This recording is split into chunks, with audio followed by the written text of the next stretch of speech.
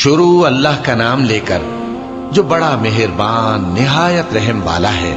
اے پیغمبر صلی اللہ علیہ وآلہ وسلم، جب منافق لوگ تمہارے پاس آتے ہیں تو ازراہ نفاق کہتے ہیں کہ ہم اقرار کرتے ہیں کہ آپ بے شک اللہ کے پیغمبر ہیں، اور اللہ جانتا ہے کہ در حقیقت تم اس کے پیغمبر ہو، اور اللہ ظاہر کیے دیتا ہے کہ منافق یقیناً جھوٹے ہیں۔ انہوں نے اپنی قسموں کو ڈھال بنا رکھا ہے اور ان کے ذریعے سے لوگوں کو اللہ کی راہ سے روک رہے ہیں۔ کچھ شک نہیں کہ جو کام یہ کرتے ہیں برے ہیں، یہ اس لیے کہ یہ پہلے تو ایمان لائے پھر کافر ہو گئے، تو ان کے دلوں پر مہر لگا دی گئی،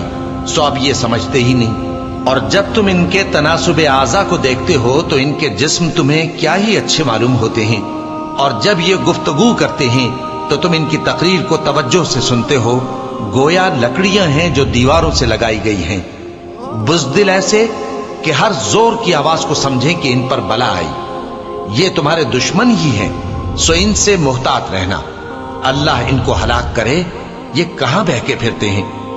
اور جب ان سے کہا جائے کہ آؤ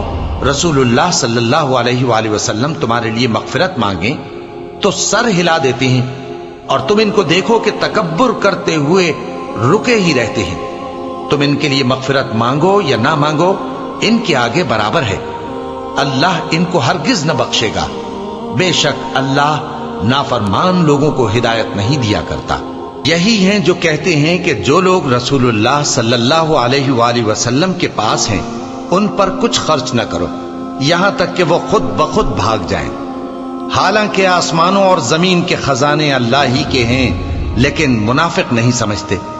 کہتے ہیں کہ اگر ہم لوٹ کر مدینے پہنچے تو عزت والے ذلیل لوگوں کو وہاں سے نکال باہر کریں گے، حالانکہ عزت اللہ کی ہے